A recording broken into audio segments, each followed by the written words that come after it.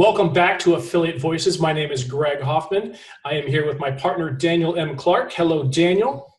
Hello. And we've got our guest. His name is Michael Buechele. Say hello to Michael. Hello to Michael. All right. Awesome. Saw that coming. Yep. All right. So we're old friends. This is the first time we've done Affiliate Voices in 5 months. We took a little bit of a break, but now we are back, and we figured we'd be easy and move into it slowly. And it's Mike's birthday today, so happy birthday, Mike! Thank you so much. I appreciate it. So around the sun and another year closer to death. So.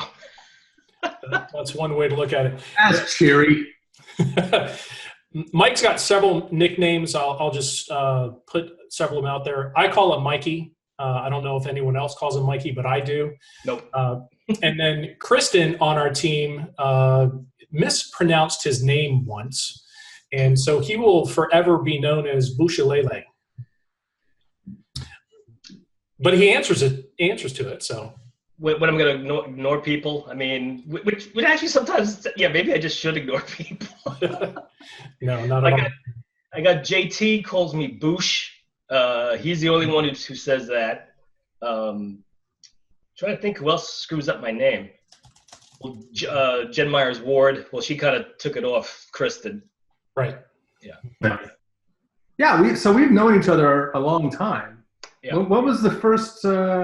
When do you think the first time we all met was? Probably 2008, 2000. Boston. 2008.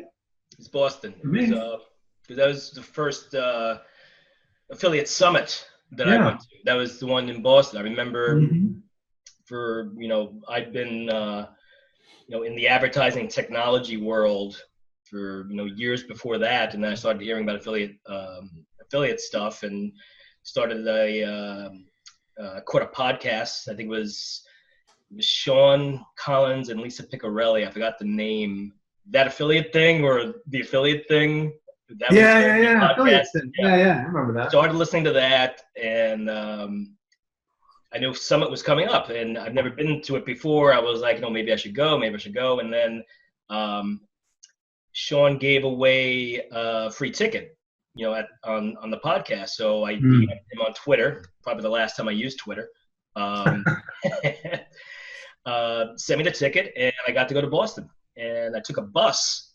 It was a party bus, kind of, from Madison Square Garden to Boston. And who was on there? Ted Murphy was on there. Can't remember some other people. People from Mashable, people from Market Leverage, which used to be a CPA network. And Gary Vaynerchuk, who was doing the keynote that year, was also on the bus.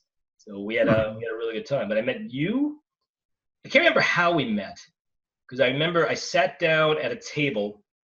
This is one of the great. I mean, I know we're talking about Affiliate Summit. Everybody should go to the conference, but it's a great way to network, even if you don't know anybody. Like I didn't know anybody. Right. So I remember it was you, Jen Goody, and someone else, and I think we all just met from there. We ended up at the end of the conference. We went to the Boston. Can't remember who they played. I would say they played the A's. Is that right? That's not right. I can't remember, but yeah, we went to the Red Sox game, and I met Jeremy Palmer there as well. We all sitting together, had a great time. Yeah, so I've known you since it was 2009, I guess, Boston. Yeah. So. We've all known each other for about 10 years or so, and we still don't know what you do. But what do you do exactly? How do you explain? Well, you roboted out on me a little bit, but I think the question was, the running joke with me is nobody knows what I do. And it's how do I explain what I do? So I came at affiliate marketing kind of a different way than I know most people did. I think the way I see it is a very heavy content driven blogger type of affiliate where they're blogging, they're putting out content, they're making videos all about something that they're really into, and their affiliate programs who can back that. I guess Daniel just left us, but hopefully he'll be back. He'll be back. I'll just keep on going. And there was another half that kind of grew, kind of the you think of it more of as the CPA world. They're the media buyers. They look at it more from an pure advertising perspective, where they're not really delivering the content as they are getting you to click on things. Now, I came at it from outside the industry from a technology perspective. There's the technology that bridges everything together and makes it happen. Those are all the different tags that are on the page. Those are all how the ads get served, how the content gets served. So I came at it from there. So I kind of dabbled, if you will, like into almost every part of affiliate marketing. You know, I understanding how the content of the blogging worked, understanding how the advertising worked, got into the technologies behind that as well. So what I do right now, which has been, you know, pretty good for me, and now Q4 things are revving up. I'm almost exclusively it's called media buying on native ads. So if you see those things like Taboola, Rev Content, Outbrain, some people like them, some people don't. I can tell you they work, is what I can tell you. It may not look like the best thing out there unless you're using it in a way that enhances, from a publisher perspective, it's enhancing your site. From an advertising perspective, it can absolutely work. So that's what I'm doing right now. And I've done a little bit of everything: consulting, you know, advising a couple of companies, advising a lot of startups in New York, which I'm kind of haven't done in a while now, but because I'm pretty happy doing what I'm doing right now. Okay, well, that's good. So one of the questions that I know Daniel was going to ask was, in next year or even through the rest of Q4, what would be your dream campaign? What would you want to do in the affiliate industry? My dream stuff. Well, right now, starting with Q4, what I do and how I go about it, since I don't have well, it's not true. I do have like a couple specific topics I think that I'd like to do. I haven't really monetized that like an affiliate. What I'm doing right now in Q4 is seeing what's hot. I'm taking it much more from what's going to be, what are the topics, what are the products, who are the merchants right now in Q4 that are really selling hot, and you know, I can tell you, you know, it's anything that's gadget related, like, you know, buy the, you know, $20 gadgets or things you can only get online, gift clubs, you know, like a monthly subscription kind of thing. These are right now, they're the same thing as last year. They're gearing up to really be pushing hard in Q4. You're going to see them all over the place, and you know, gadgets are starting to pick up. I mean, you're going to see a lot of that, especially right before Christmas time. Going to Q1, it's the same thing every year. It's you know, the New Year's resolution stuff. So you're going to see a lot of, you know, I want to lose weight, I want to stop smoking, I want to stop gambling, I want to stop being such a jerk, you know, all those kinds of things. There's going to be all kinds of affiliate stuff out there. Going into the next year, I'm actually looking to do something. I'm still trying to formulate it, because it's like I want to do something where it's part gaming, it's part understanding influencers and how to leverage influencers, and that is much more under a again, my old background, my startup mentality, coming into like trying to put something together. So I see a lot of moving pieces, and I'm trying to see what do they all need, where I can fit in something like something into a performance solution. So that can take a wide variety of topics and try to figure out what's going best. But for Q4, it's gadgets, it's you know, toys for Christmas, presents for, you know, into Q4, and then once January comes around, it's the New Year's resolution stuff, and then you follow the rest of the holidays as they go, like Valentine's Day and stuff like that. I don't want you to give away any secrets, but I am curious what, and you may have already mentioned them, but what networks are you finding these products? Yeah, there's two that I work with predominantly, and they are in the CPA world. So it is, I don't know if I'll give them away, but it's, you know, they're both two of the, you know, top total white hat, well-known CPA networks out there. One of the co-founders actually gave a keynote at Summit. I'll leave it at that. He is he's a good guy. He's got a great team, and they know very well that the gadgets are doing Q4. They're going to go like crazy. So there's two of them out there that put out. This is like a dream for an affiliate. So I'm actually testing it right now, and I've got one conversion over 2 days. So let's see what happens with it. It's just sending qualified traffic to their landing page that they completely own, which they auto-optimize on the fly. So I don't have to host anything. I don't have to make changes to creatives. I don't need to change the headline or do anything. They're doing it all on their own. They're just looking for affiliates and more media buyers who can just send traffic to it. And you get, they have a list of like 20 gadgets or something like that. And they just optimize based on what's selling and what's hot. So those are the things I'm doing right now. There are other things which I know I want to speak to you more because I haven't figured it out yet.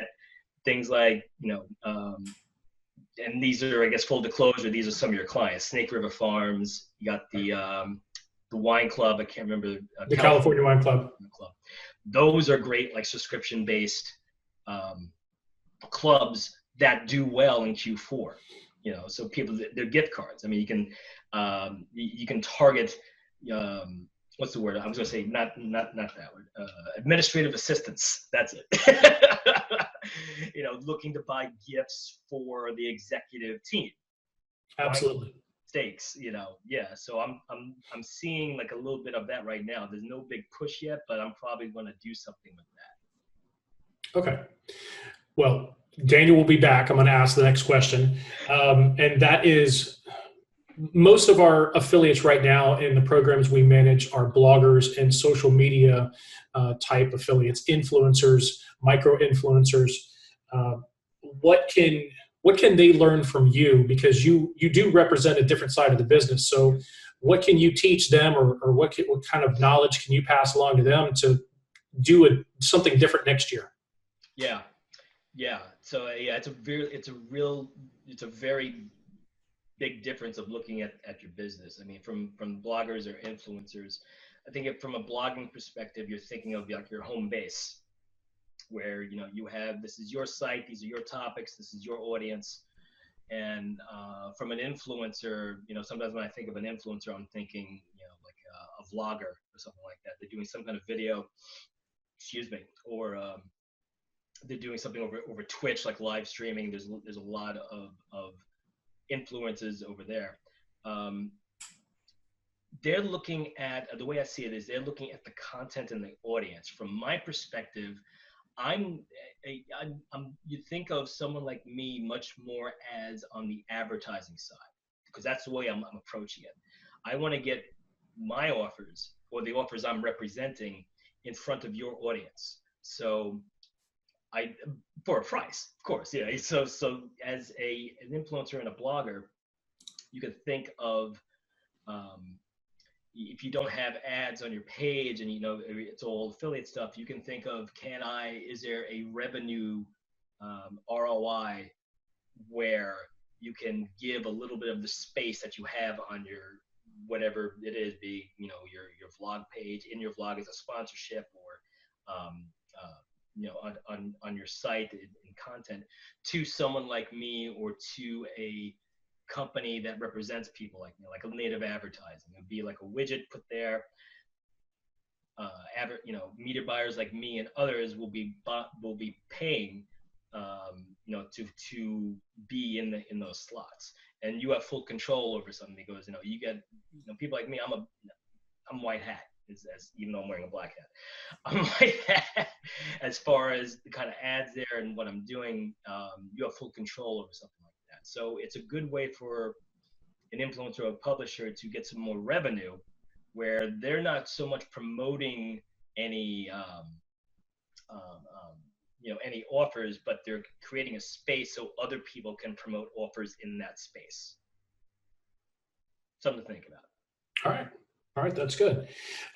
So if you weren't in affiliate marketing right now, or whatever advertising you're doing, because still don't know what you do. But if you weren't doing this, what would you be doing? I'd be a fat man at a comic shop. Pretty much. I would either, I mean, I was, somewhere like 10,000 years ago back in college, I was studying to be an English teacher.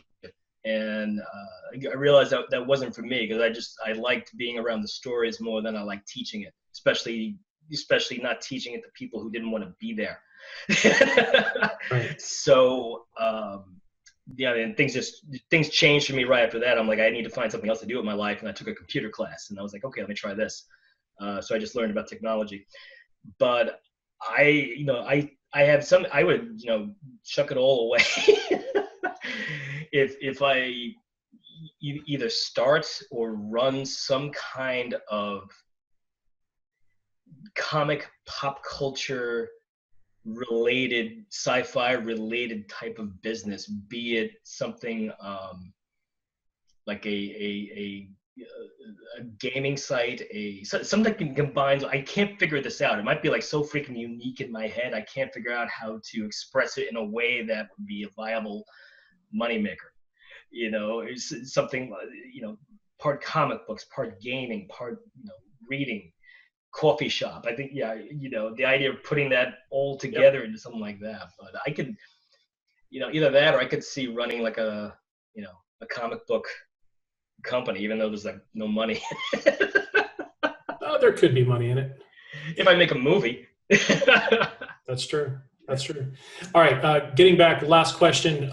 This is about the affiliate industry. What would you want to see change in the industry over the next couple of years? Wow. What I want to see change. What would I want to see change? If anything. I'm thinking. And Daniel's back. Welcome back, Daniel. Yeah, it's one of those days. What would I want to see change?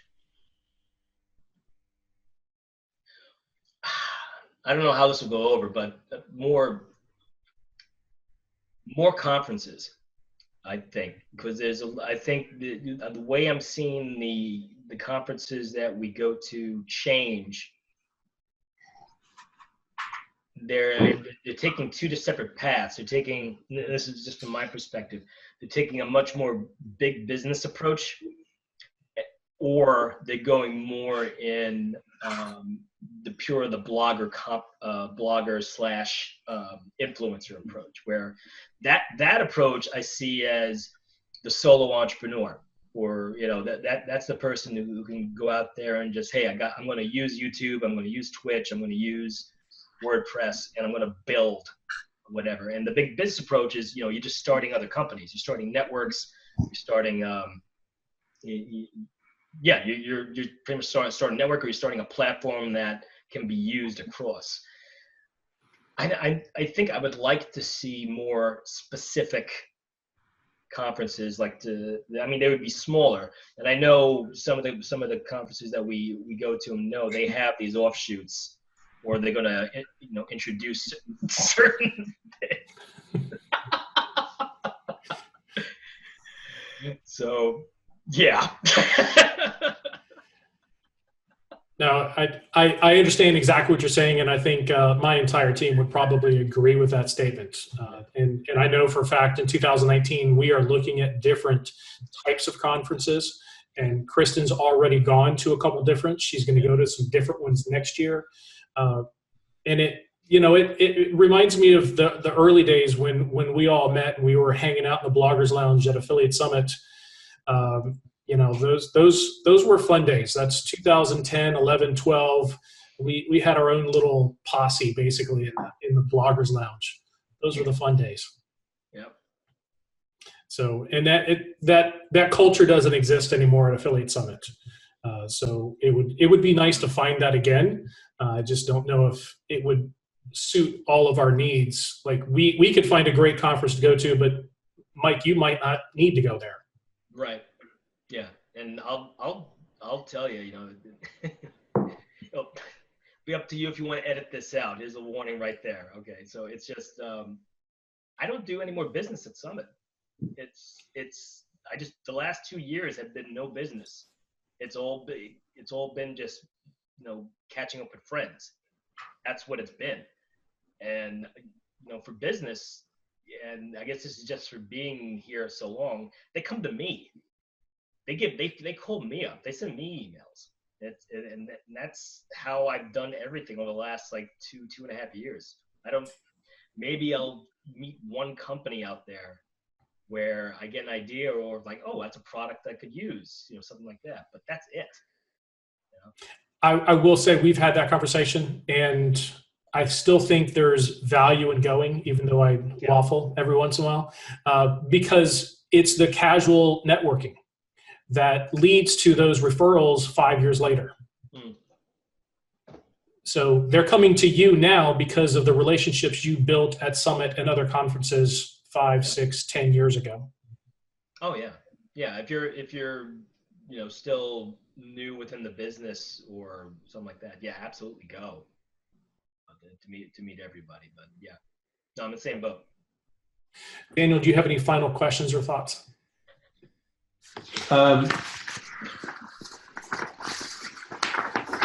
How can people reach you?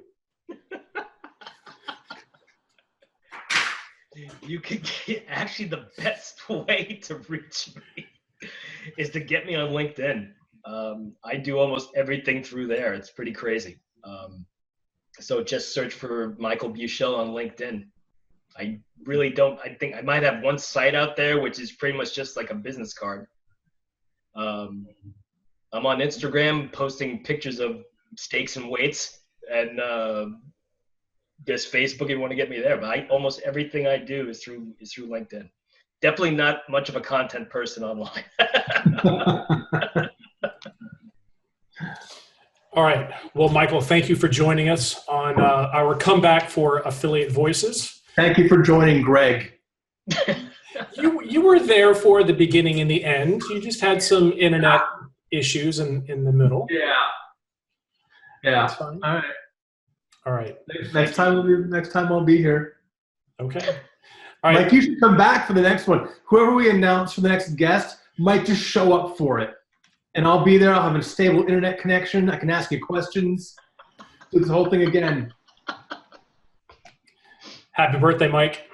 Happy birthday, dude. Thank you, Daniel. It's a pleasure.